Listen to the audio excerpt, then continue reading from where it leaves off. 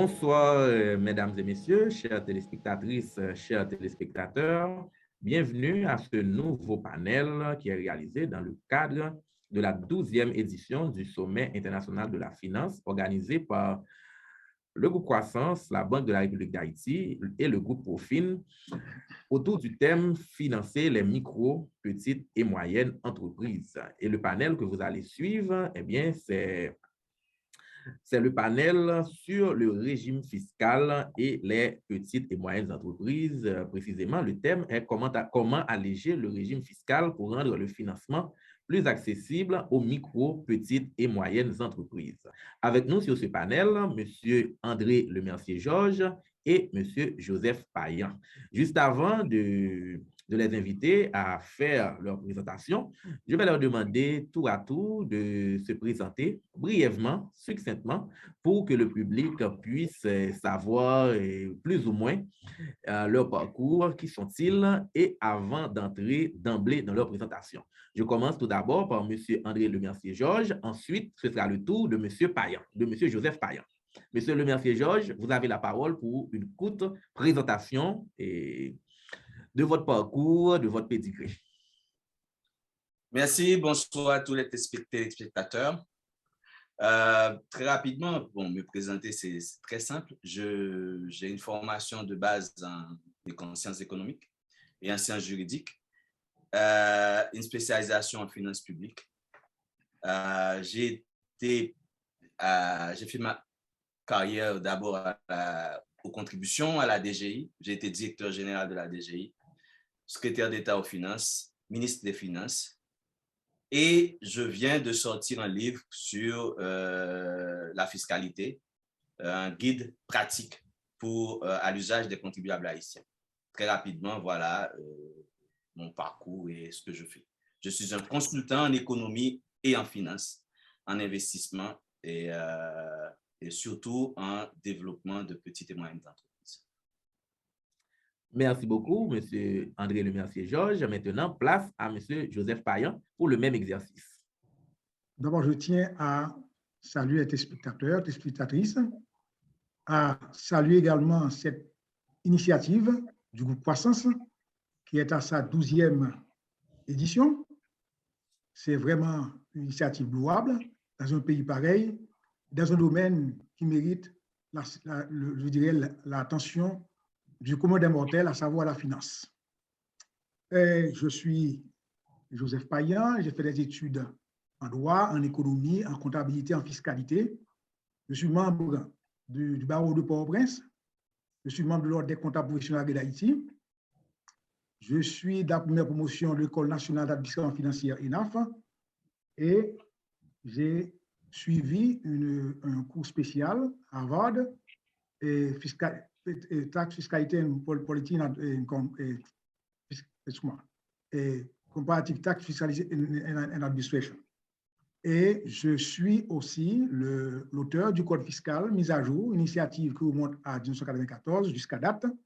Nous sommes dans notre 10e édition et auteur également de l'ouvrage intitulé L'administration fiscale et le contentieux d'impôts. Et j'anime pour l'Ordre des comptables professionnels de l'Haïti les séances destinées, des séances de coaching pour le recrutement de nouveaux membres de la corporation.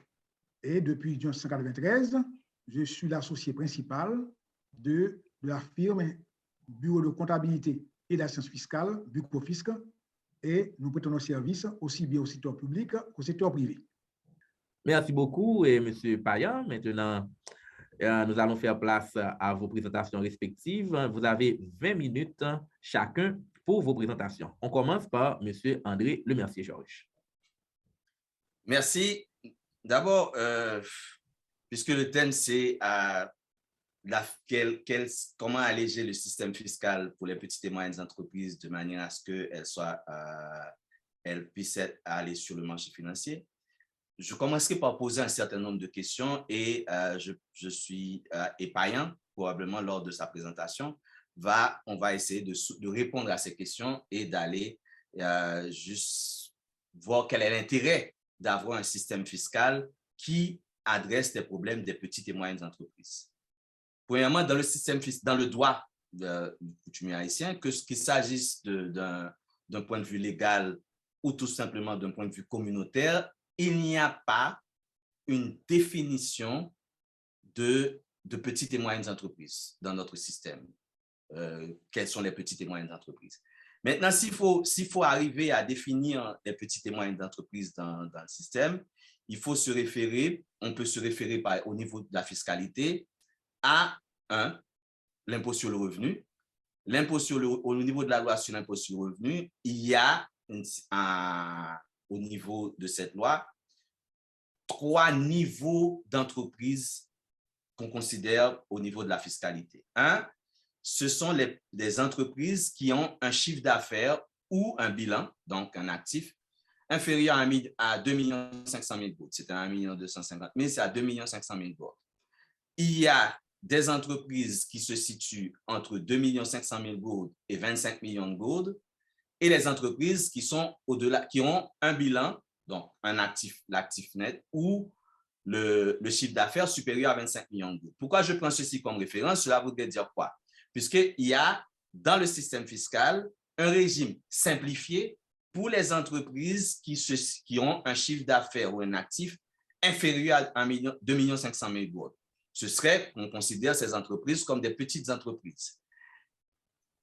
Maintenant, il y a les entreprises et ces entreprises-là ont un régime simplifié. Pas un régime privilégié parce que ce sont des petites entreprises, on va voir pourquoi je fais cette différence, mais un régime simplifié. On leur permet tout simplement d'avoir un impôt minimum forfaitaire.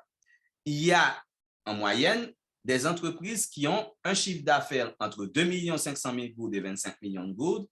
Ces entreprises sont assujetties à l'impôt sur le bénéfice réel, mais ne sont pas assujetties à l'obligation d'avoir un bilan certifié.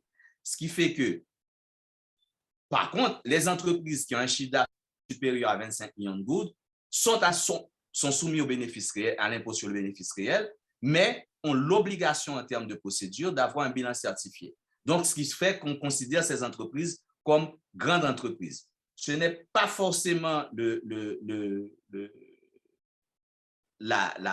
je pense que mon confrère Payan va voir avec vous comment la DGI les classe, mais au fait, au niveau de la loi, ce ne sont que ces catégories-là qui existent. Un régime simplifié, un régime semi-simplifié, donc soumis à bénéfice réel, mais dont le bilan peut être signé par un comptable, et des entreprises qui doivent déposer un bilan certifié, donc qui devraient faire partie d'une centrale de vérification, d'une centrale de bilan.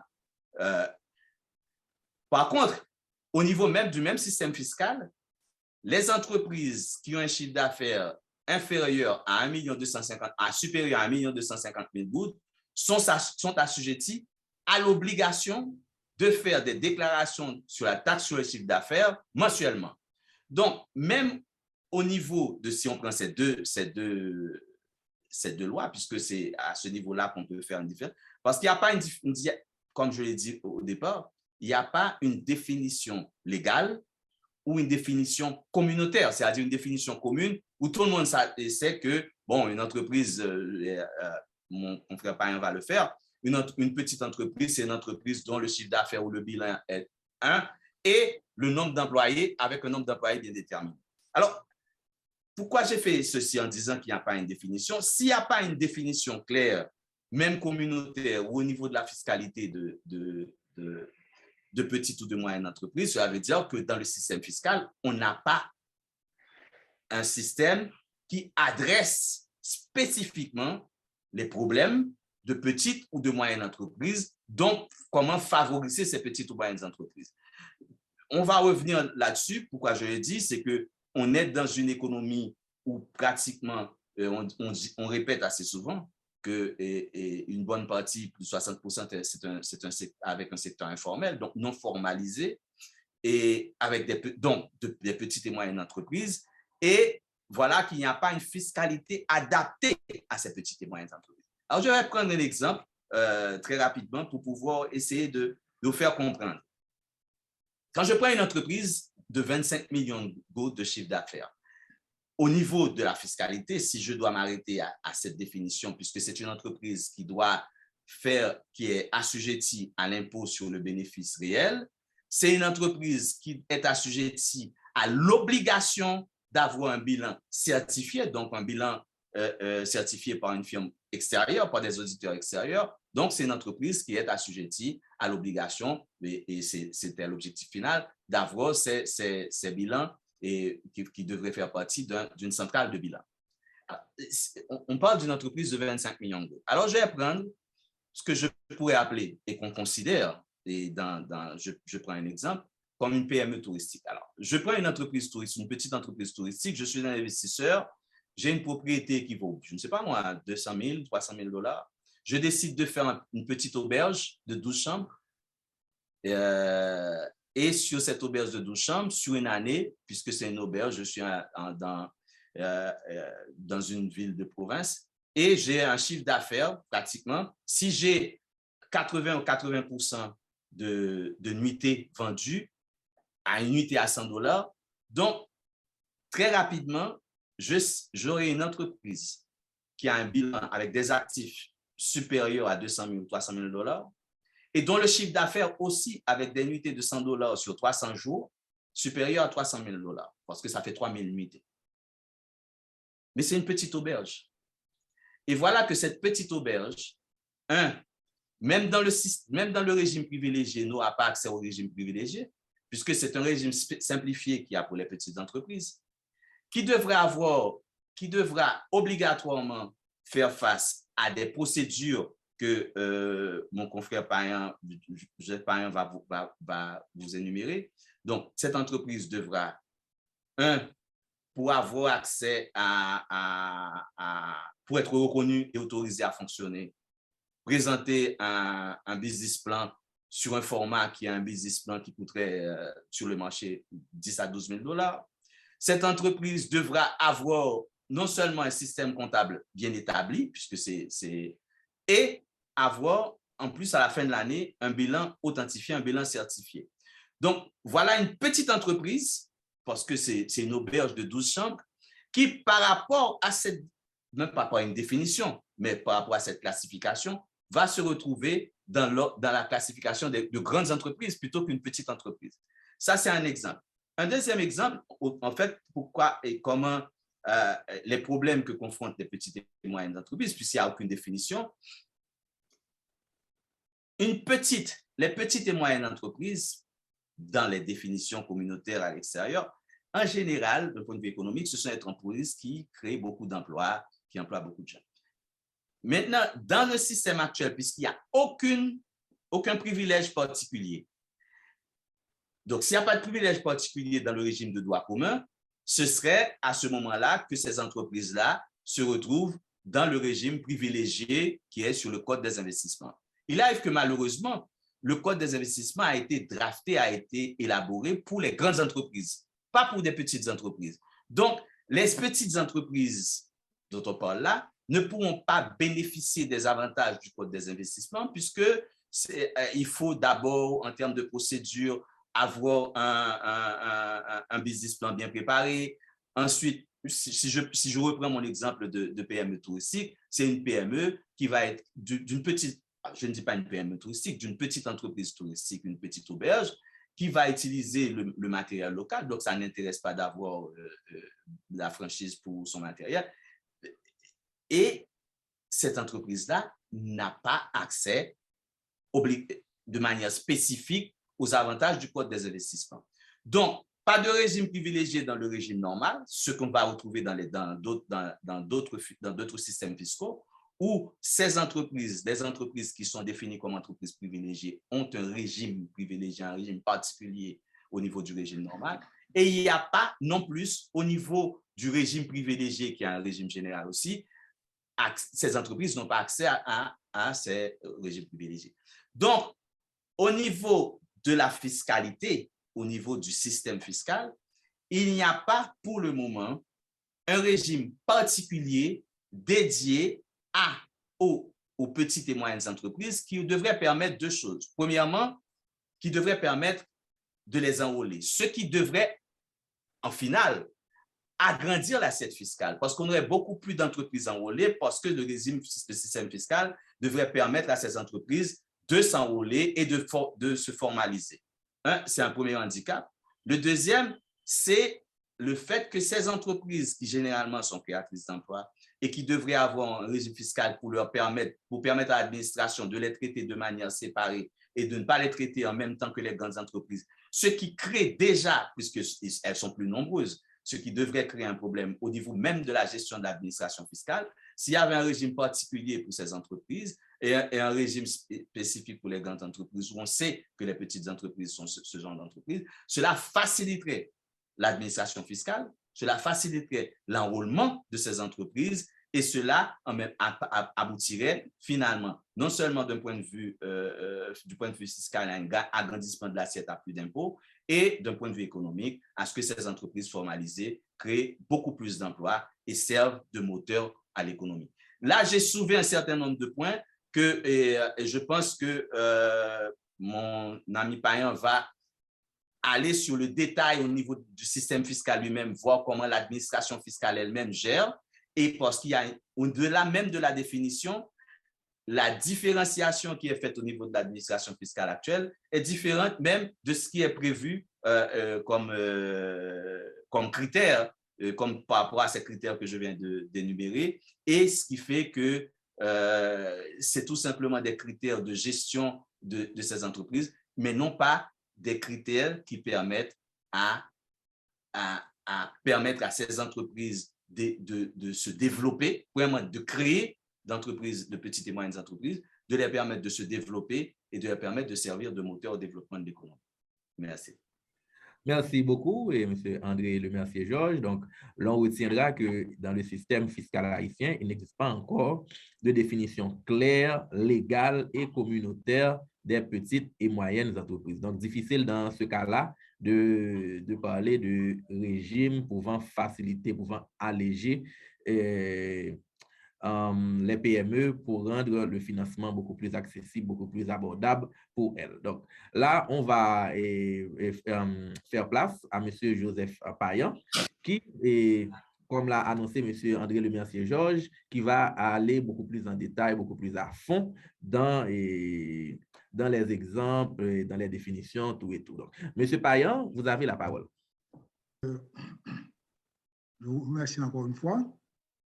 Et après le développement de Le Mercier, en effet, il n'y a pas effectivement de définition du concept PME dans notre législation fiscale.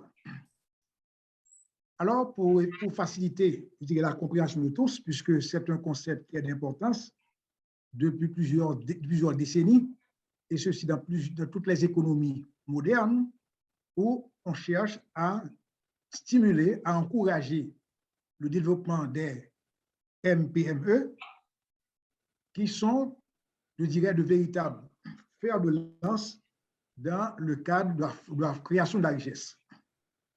Alors, lorsqu'on regarde les définitions qui sont apportées à ce concept, MPME, bien PME, eh bien, lorsqu'on dit PME, bien MPME, lorsqu'on dit MPME, on dit les micro, petites, moyennes entreprises, et lorsqu'on dit PME, on dit petites et moyennes entreprises. Alors, ce sont des entreprises à la fois commerciales, qui peuvent être industrielles ou de services, ayant au moins 250 salariés et un chiffre d'affaires d'environ 250 millions d'euros. Là, on voit vraiment au niveau du droit européen comment c'est un concept d'importance et ceci fait référence à la taille même des entreprises et tient compte du nombre de salariés et également du chiffre d'affaires. Alors, au niveau des PME, on a deux catégories. La première catégorie, ce sont les petites entreprises. Alors, toujours au niveau du droit européen. Alors, on a moins de 10 salariés et ça va de 10 à 50 salariés pour les petites entreprises et chiffre d'affaires de moins de 10 millions d'euros de chiffre d'affaires. Là, on parle de petites entreprises. La seconde catégorie au niveau des PME, ce sont les moyennes entreprises. À ce titre-là, eh bien, on vous dit que le nombre de salariés varie de 51 à 250 et le chiffre d'affaires peut aller jusqu'à 50 millions d'euros. Et pour un actif total de moins de 43 millions d'euros. Là, vous voyez, on est dans un environnement où effectivement, si on doit convertir les euros en dollars, avec un taux moyen de 1,30 pour chaque dollar, donc on voit déjà ce que ça ferait en termes de dollars américains. Et l'autre catégorie, puisque le terme c'est MPME, eh bien, il y a les TPE ou micro-entreprises. Alors, au niveau du droit, je dirais du droit européen, eh bien, la TPE, c'est l'entreprise, qui est généralement une entreprise individuelle, qui a moins de 10 salariés et moins de 2 millions d'euros de chiffre d'affaires. Ça, c'est au niveau généralité par rapport au concept, lorsqu'on veut pratiquement avoir plus d'informations sur les micro-entreprises, les petites entreprises, les moyennes entreprises et comment ce concept est défini ailleurs, particulièrement en référence au droit européen. Alors, lorsqu'on fait le saut pour passer en Haïti, eh bien, on va se rendre compte effectivement, pour répéter et le remercier, il n'y a pas vraiment une définition propre au niveau de notre législation du concept de PME ou du concept de MPME. Alors, cependant, il faut faire remarquer, en dépit de ce déficit au point de vue définition formelle expresse du concept de petite moyenne entreprise, cependant, dans la pratique et fiscale haïtienne, on peut se référer particulièrement à un mémorandum de la Direction générale des impôts qui a, je dirais, amendé l'organisation de cette institution et qui a inséré, créé ce qu'on appelle une direction des petites et moyennes entreprises, et ceci depuis 2013. Donc, il y a effectivement une direction des petites et moyennes entreprises créée par la Direction générale des impôts, et ceci depuis 2013. Alors, cette instance-là avait pour mission spécifique de segmenter les contribuables en petites, moyennes et grandes entreprises. Alors, ça a été une initiative, je dirais assez louable. Cependant, cet amendement n'est pas inséré, je dirais, légalement dans la structure administrative de la DGI. Cependant, il y a quand même une application de fait, un amendement de fait. Donc, si on se réfère à un circulaire de la DGI pour créer cette direction de petites et moyennes entreprises, eh bien, on va se rendre compte que dit cette note, eh bien, toute entreprise ayant un chiffre d'affaires compris en 10 millions et 40 millions de gourdes. Voilà pratiquement comment, je dirais, la Direction générale des impôts définit ce segment de contribuables, à savoir les PME, petites et moyennes entreprises. Ce chiffre d'affaires variant allant de 10 à 40 millions de gourdes.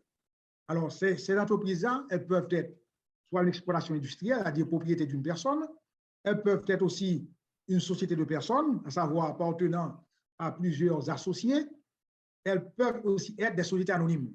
Donc, si on prend en compte cette définition axée sur le chiffre d'affaires.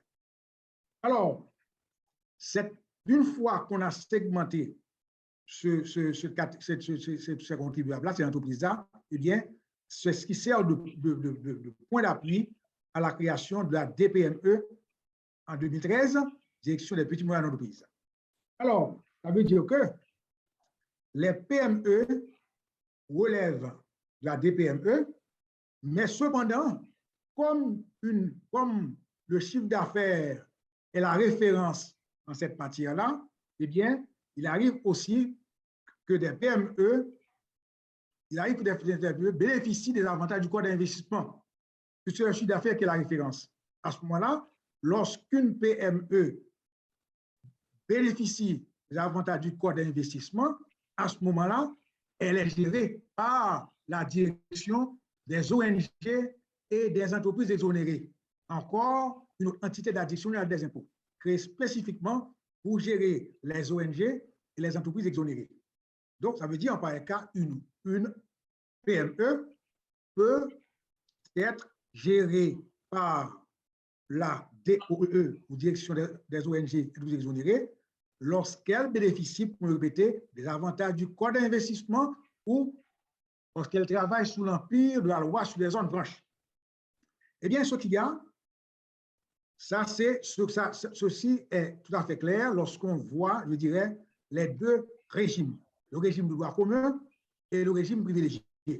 Cependant, dans les villes de province, les PME sont gérées par la direction départementale des impôts ou bien par le centre des impôts, ce qu'on appelle DDI ou CDI.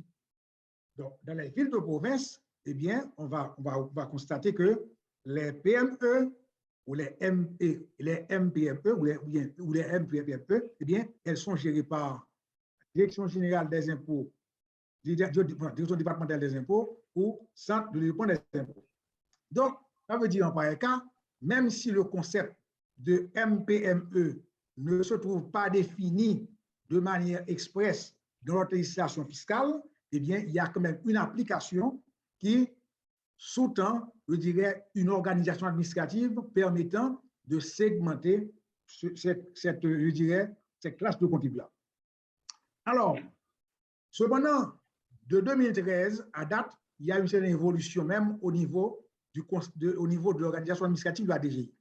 C'est ainsi que, en 2015-2016, cette direction qui était DPME, eh bien, est devenue DMC, Direction des moyens contribuables. Alors, cette direction des moyens contribuables, alors à ce moment-là, cette direction, elle gère actuellement tous les contribuables dont le chiffre d'affaires est inférieur à 40 millions d'euros. C'est le seuil, la limite maximum.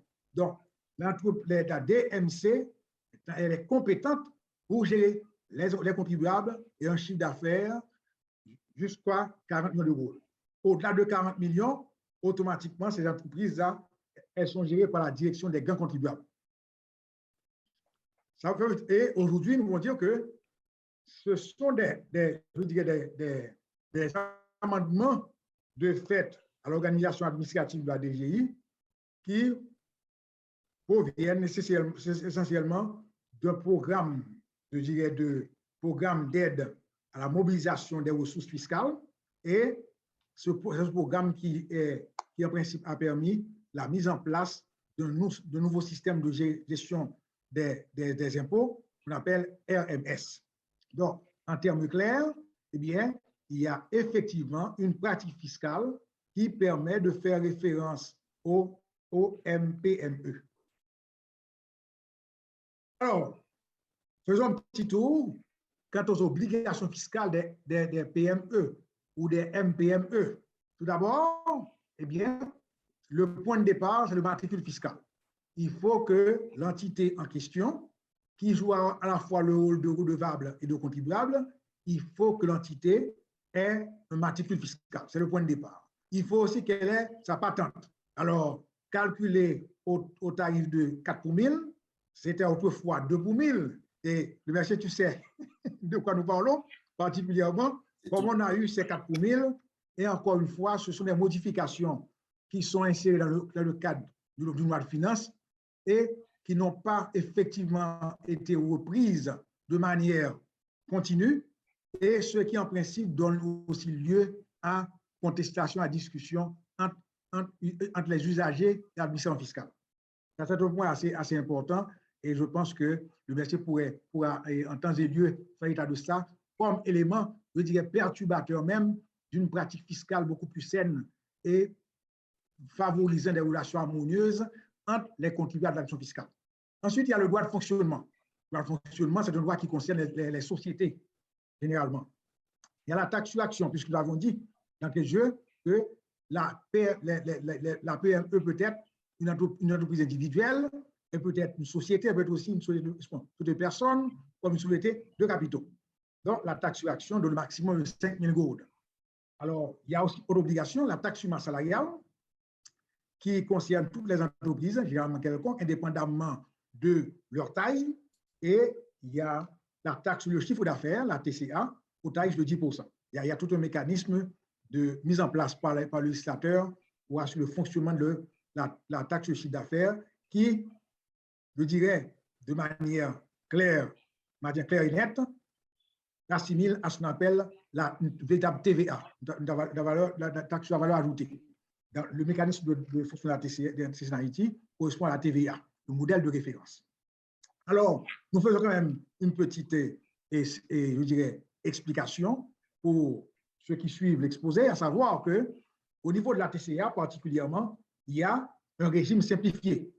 Puisque nous parlons de MPME, des micro-entreprises, eh bien, en Haïti, comme l'a signalé le Mercier, eh bien, lorsque l'entreprise a un chiffre d'affaires inférieur à 2 500 000 gourdes, eh bien, en matière de taxe sur le chiffre d'affaires, c'est-à-dire impôt qui est collecté sur les biens et services, eh bien, cette entreprise-là, elle est astreinte à un régime simplifié et à ce titre-là, elle doit payer 10% d'un chiffre d'affaires sur un mécanisme défini par le législateur et le minimum requis annuellement est de 10 000 gourdes.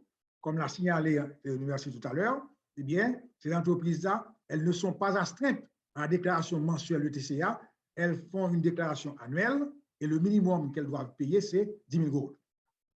Et comme dernière obligation des entreprises, c'est l'impôt sur le bénéfice réel au tarif de 30%.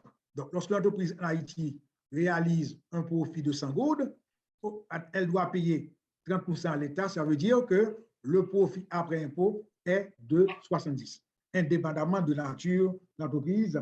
Et ceci permet de voir pratiquement, concerne particulièrement les entreprises qui sont astreintes, comme l'a souligné le Mercier, astreintes au dépôt de leurs états financiers, à savoir le régime bénéfice réel.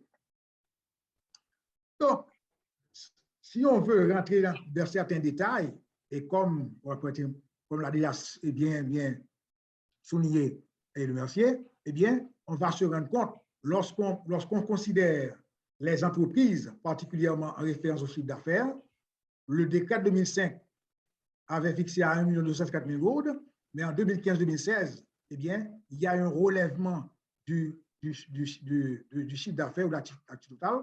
Eh bien, que dit le texte relatif à l'impôt sur le revenu? On vous dit que les entreprises dont le chiffre d'affaires annuel ou l'actif total est inférieur à 2 500 000 gourdes, eh bien, relève du régime d'impôt forfaitaire, régime simplifié au niveau de l'impôt sur le revenu. Donc, ces entreprises-là, elles n'ont pas d'état financier à présenter au fisc, elles sont astreintes à une déclaration de chiffre d'affaires qui est soumise annuellement. Et comme ces entreprises-là ne sont pas astreintes au bénéfice et à l'impôt sur le bénéfice réel déterminé suivant un état des résultats, eh bien, à ce moment-là, le législateur vous dit le minimum que doit payer ces entreprises est de 10 000 gourdes. Le minimum. Donc, c'est une première catégorie d'entreprises. La seconde catégorie, toujours référence au chiffre d'affaires, comme a souligné encore le Mercier, les entreprises dont le chiffre d'affaires annuel ou l'actif total est égal ou supérieur à 2 500 000 gourdes, eh bien, elles doivent soumettre les états financiers. À ce moment-là, il faut faire appel à un homme de l'art, à savoir un membre de l'ordre des comptables professionnels d'Haïti, qui doit préparer les états financiers, les signer, de manière à ce et accompagner la déclaration d'impôt du contribuable et le jeu d'état financier accompagne la déclaration d'impôt, et bien tout ceci est soumis à la direction générale des impôts dans le délai requis. Alors, ce délai est de 90 jours ou de 120 jours. Alors, je dis 90 jours pour les entreprises qui n'ont pas d'état financier certifié ou audité pour le Mercier, et les entreprises qui ont un chiffre d'affaires supérieur, égal ou supérieur à 25 millions de gourdes, ces entreprises-là, elles doivent nécessairement soumettre des états financiers qui sont audités. Alors, pour aller un peu plus vite, puisque le message a souligné ce point-ci, eh bien, dans notre législation fiscale, eh bien, il y a, je dirais, ceci est une conquête, une avancée significative au niveau de la réforme fiscale en Haïti, eh bien, c'est le fait d'introduire la vérification indépendante obligatoire pour que la déclaration d'impôt soit recevable. Ça veut dire l'entreprise qui a un chiffre d'affaires ou un actif total est égal ou supérieur à 25 millions de gourdes, eh bien, il faut qu'elle soumette des états financiers audités. Là, nous parlons des PME ou des grandes entreprises. Alors, à côté de ce régime de droit commun, eh bien, il y a aussi le régime privilégié.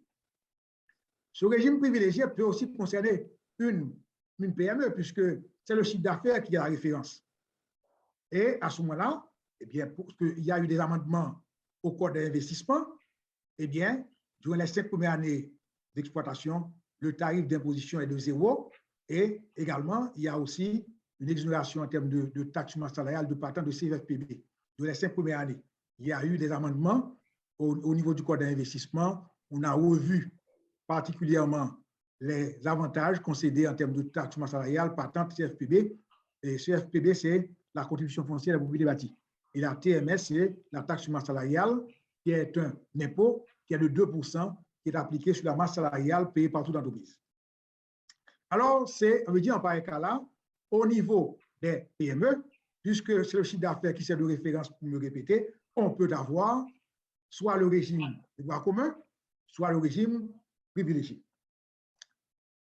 Alors, si on voit cet état des lieux en Haïti, eh bien, ça veut dire en pareil cas, même si nous n'avons pas effectivement une définition claire et nette de notre législation fiscale, du concept de MPME, il est un fait certain, nous avons une pratique fiscale qui segmente les contribuables en petites, moyennes et grandes entreprises. Eh bien, alors, puisque après avoir, je dirais, décrit la situation, le constat, l'état des lieux de l'imposition des MPME, eh bien, nous voulons dire en pareil cas, pour mettre en place une politique visant à favoriser le développement des MPME, eh bien, il y a un ensemble de mesures à prendre par l'État. Alors, entre autres, la prise en compte par l'État et les communes de la situation des PME ou des MPME se trouvant dans les zones de non-droit. Là, nous sommes en présence de faits importants. Il est inconcevable que l'État et les communes restent indifférents au sort des entreprises qui ont été, je dirais, qui ont été obligées d'abandonner leur unité de production du jour au lendemain. L'État doit obligatoirement prendre en compte cette situation. Nous mentionnons aussi les communes. Nous parlons de CFPD. Là, nous parlons non seulement pour les entreprises, mais pour tous ceux qui sont les propriétaires d'immeubles. Aujourd'hui, les communes ne peuvent pas rester indifférentes au sort des propriétaires d'immeubles qui ont été dépossédés de leurs immeubles alors qu'ils doivent faire face aux moyens déplocatifs. J'ai un cas. Un contribuable a été au service de ressources fiscales d'une commune. Sa maison se trouve dans une zone de non-droit. Il a été dépossédé. Le bordeaux a été établi. Le bordeaux a été payé. C'est comme si, dès que vous payez, vous êtes bienvenu. Ce n'est pas ça une fiscalité. Il faut que l'État et les communes définissent clairement quel sort qu'il faut réserver à ces entreprises-là. Certaines ont dû fermer boutique, d'autres ont dû s'établir ailleurs, dans d'autres communes. Donc, par conséquent, au nom de la continuité, au nom aussi des services régaliens auxquels est astreint l'État, eh bien, il faut qu'il y ait des mesures spécifiques pour que ces contribuables-là puissent se sentir en situation de confiance dans un environnement fiscal beaucoup plus sain. Deuxième point à mentionner, il faut intégrer le concept de MPME dans la législation financière et fiscale en Haïti. Alors, en pareil cas, à ce moment-là, on va faciliter une meilleure compréhension de ce concept, une meilleure application de ce concept et également harmoniser la pratique fiscale aux dispositions de la législation. De manière spécifique, il faut particulièrement avoir des mesures incitatives. Nous mentionnons particulièrement une fiscalité allégée pour les startups. Une entreprise qui vient de démarrer, ceci est fait partout ailleurs. Lorsqu'on vient de démarrer, eh bien, il y a des mesures incitatives. Par exemple, on peut tenir compte, par exemple, du nombre d'emplois qui est créé. On peut tenir compte, par exemple, d'un crédit d'impôt. On peut pas aussi vous dire, bon, la première année d'exploitation, vous mettez en place votre système de comptabilité, vous déposez vos déclarations, etc. Mais il y a aussi, ce sont des procédés utilisés ailleurs que nous pouvons aussi appliquer en fiscalité haïtienne parce que la fiscalité doit être accolée à l'économie. Donc, en dehors d'une fiscalité allégée pour les startups, eh bien, il y a d'autres procédés, par exemple le crédit d'impôt en fonction du nombre d'emplois qui est créé, le dégrèvement d'impôt sur les intérêts résultant des prêts accordés aux PME. Par exemple, puisque nous parlons de financement, eh bien, si on veut effectivement que l'institution financière se montre plus ouverte au PMPM1, eh bien, on pourrait par exemple considérer que les intérêts provenant des prêts accordés au MPME, eh bien, on pourrait accorder à ces institutions financières un dégrèvement, un abattement en termes d'impôts. Ceci serait comme une compensation de l'État dans le but de stimuler, d'encourager le financement des MPME. Et il y a un fait important, et je pense qu'on a discuté de cela, et le merci et moi, out of record, à dire, c'est le poids de l'inflation. On l'a fait ailleurs, eh bien, l'inflation peut être considérée aussi lorsqu'on calcule les impôts. Parce qu'on sait pertinemment que l'inflation érode la valeur de la monnaie. Donc, quelque part aussi, l'entreprise est une entité, eh bien, si on tient compte de l'inflation, ceci permettra également aux entreprises de calculer la base imposable en tenant compte de l'inflation. Alors, excusez-moi, il y a peut-être une erreur au niveau du titre, quelques mesures favorables au développement, pas des ONG, mais des MPME. Ce n'est pas ONG. Alors, en définitive, qu'est-ce qu'il y a? Puisque nous parlons d'une fiscalité des PME ou des MPME, eh bien, cette fiscalité requiert la mise en place d'une véritable politique économique favorable à la création des richesses et leur redistribution par la gestion transparente des finances publiques fondées sur la rationalité, l'équité et la reddition des comptes. Donc, on ne peut pas aujourd'hui parler d'une fiscalité des MPME sans envisager, je dirais, le grand défi auquel se trouve confrontée notre société, à savoir la réforme de l'État. La réforme de l'État reste et demeure le grand défi du moment. On ne peut pas avoir effectivement encourager, stimuler, développer les MPME aussi longtemps qu'il n'existe pas chez nous la grande réforme tant attendue de l'État où chacun aura à payer ses obligations en fonction de sa capacité contributive, aussi par le fait que les gouvernements se trouvent en obligation de rendre compte, et c'est à ce seul prix que nous pourrons effectivement aboutir à ce grand rêve d'avoir une fiscalité inclusive. Merci. D'accord, merci beaucoup, et messieurs, tour à tour pour vos présentations, mais là, je n'exclus pas de vous faire une à deux questions, question de cadrer un peu vos interventions. Donc, ma première question serait été de comment est-ce que, quelles sont vos recommandations pour les responsables des MPME, par exemple? Comment est-ce qu'ils pourraient s'organiser pour vraiment adresser ce problème de fiscalité? Parce que comme on vient de le voir, donc il y a c'est comme un fardeau, je dirais. Donc, au niveau de la fiscalité, donc une fiscalité vraiment qui ne les avantage pas. Donc, quelle serait vos recommandations pour les responsables de ces MPME? Comment est-ce qu'ils pourraient s'organiser pour essayer d'adresser ce problème de la fiscalité? Et aussi, une autre question est, bon, comment est-ce que la législation fiscale telle qu'elle existe là actuellement, comment est-ce qu'elle pénalise justement ces PME? Je ne sais pas qui commence. Alors, je veux faire qu'on puisse bien centrer la déclaration de patrimoine. C'est la raison pour laquelle je pense que c'est important qu'il fasse une déclaration de détail pour qu'on puisse bien comprendre ce qui se passe.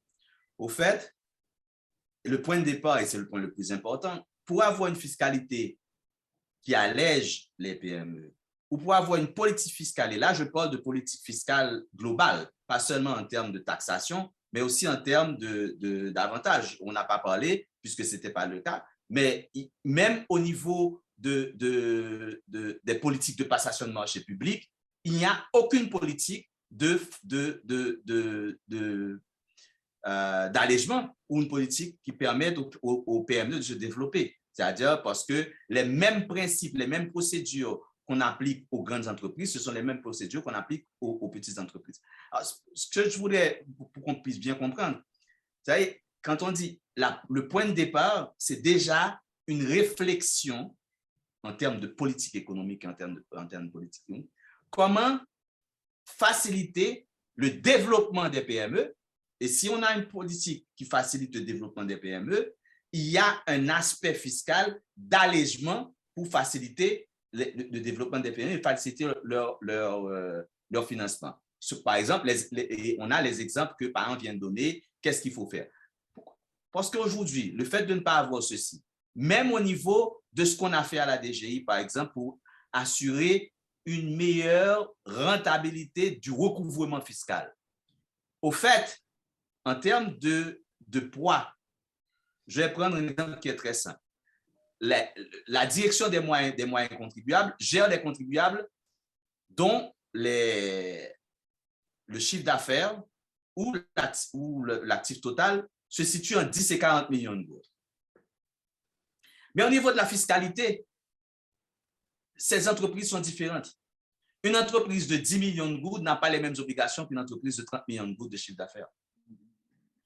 Une entreprise de 15 millions, une entreprise qui jusqu'à 25 millions de gourdes de chiffre d'affaires est assujettie à l'impôt sur le bénéfice réel, mais est assujettie uniquement au dépôt de ses états financiers par un professionnel de l'art, donc un comptable externe qui signe.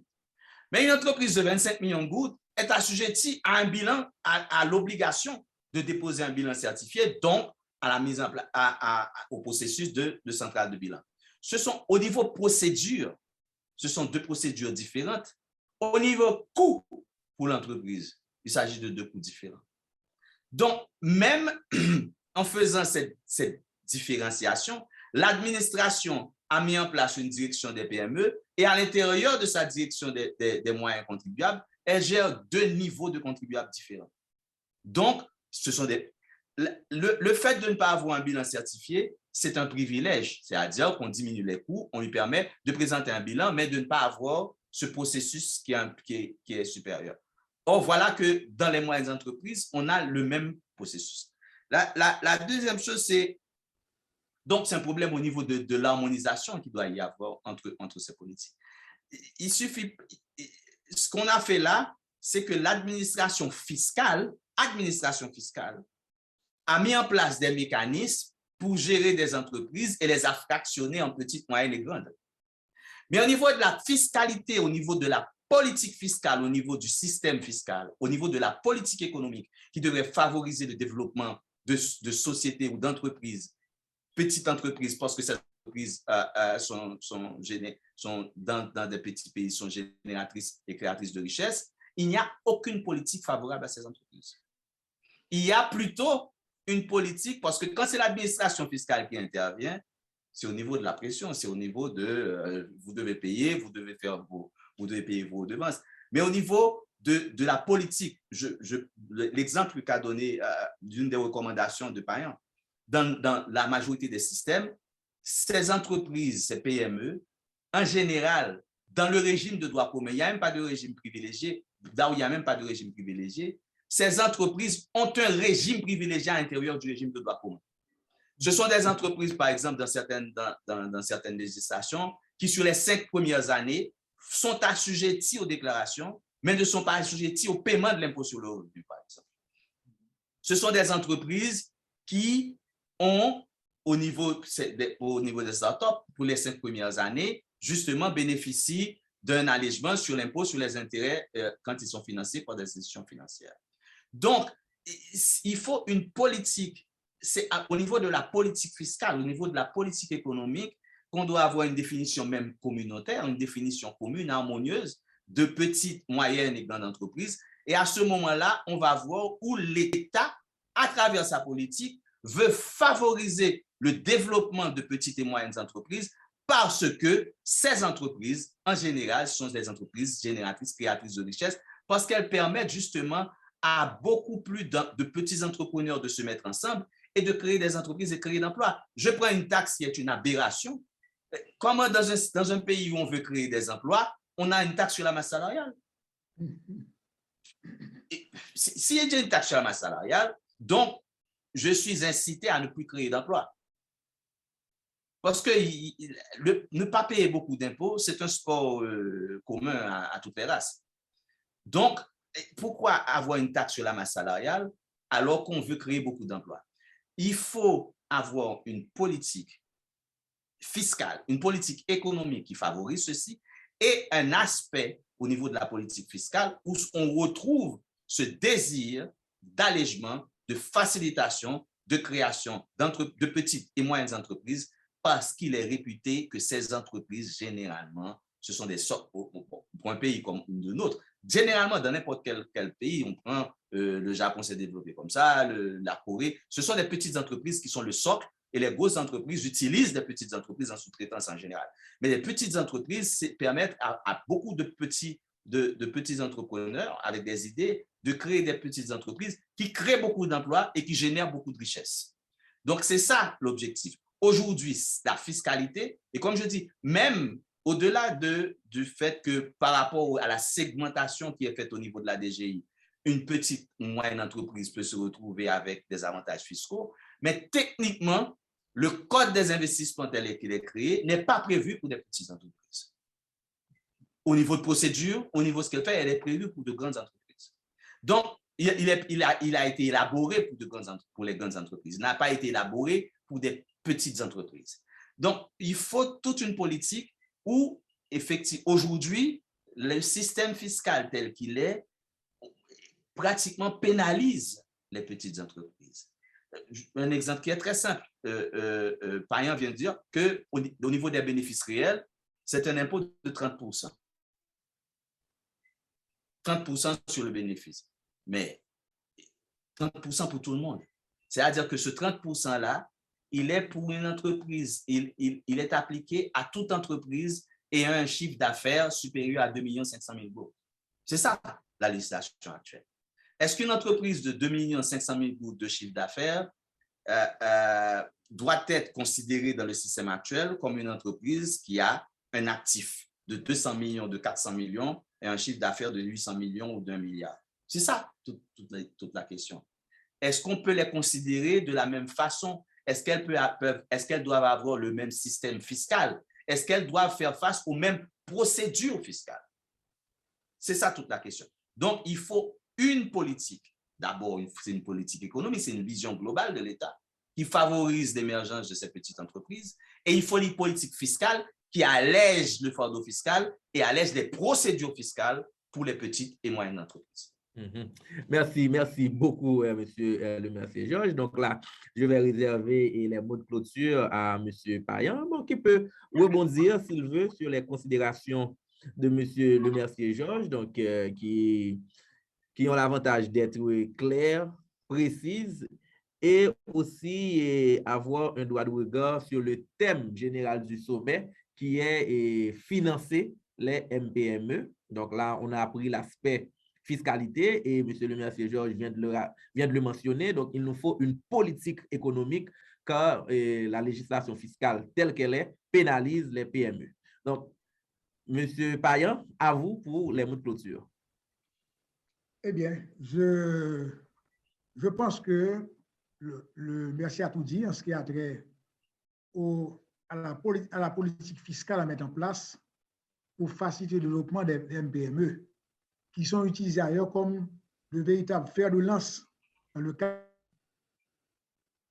Et moi, je tiens au fait que, effectivement, cette politique économique qui comporte un volet fiscal, eh bien, ça permettrait à la fiscalité de prendre en compte, je dirais, une de ses fonctions, à savoir la fonction économique. Rapidement, on sait que l'impôt a la fonction financière, pour créer des ressources, de l'argent pour l'État, la fonction économique, la fonction sociale. Alors, chez nous, il faut dire qu'on met trop d'emphase sur la fonction financière de l'impôt, à savoir recueillir, collecter de l'argent, mais on ne tient pas compte du volet économique. Or, il est d'un fait certain, la fiscalité reste et demeure dépendante de l'économie. On a intérêt à avoir une économie qui fonctionne, qui marche, qui garantit la libre concurrence entre les opérateurs, une économie qui permet aux gens de donner libre cours à leur initiative, à leur risque, à leur risque d'aventure. Donc, c'est ce rôle de la fiscalité. Il n'y a aucun pays au monde où les gens se battent pour payer des impôts. Donc, mais ce qui est certain, l'impôt doit être associé aussi à la fourniture des services en qualité et en quantité. Donc, tout ce que nous disons, ceci est fondamental.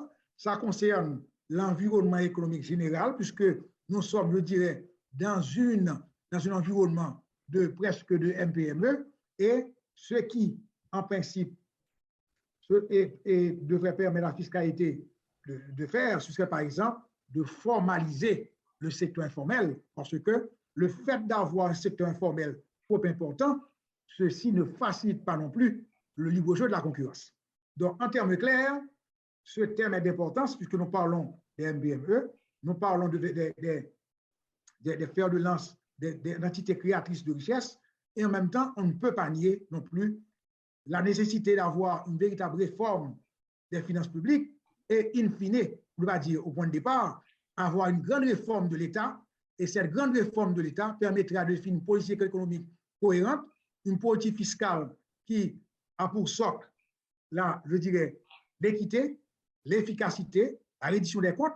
Et c'est à ce titre-là qu'effectivement, nous aurons fait œuvre utile, puisque quelque part, il faut que ce pays puisse utiliser ses ressources et faciliter, je dirais, la libre concurrence entre les opérateurs. Merci. Voilà. Eh bien, merci, messieurs. Eh bien, ici s'achève ce panel. Il ne me reste qu'à vous remercier, M. Joseph Payan et M. André Lemercier-Georges, pour vos présentations respectives. Et je rappelle que le thème de ce panel a été le suivant: comment alléger le régime fiscal pour rendre le financement plus accessible aux MPME. Donc, chères téléspectatrices, chers téléspectateurs, donc nous vous donnons rendez-vous pour un autre panel, toujours dans le cadre de la 12e édition du Sommet international de la finance. D'ici là, restez branchés Profin TV. Vous aurez à suivre d'autres interventions, d'autres panels dans le cadre du Sommet international de la finance. Chers présentateurs, chers panélistes, merci beaucoup et à la prochaine.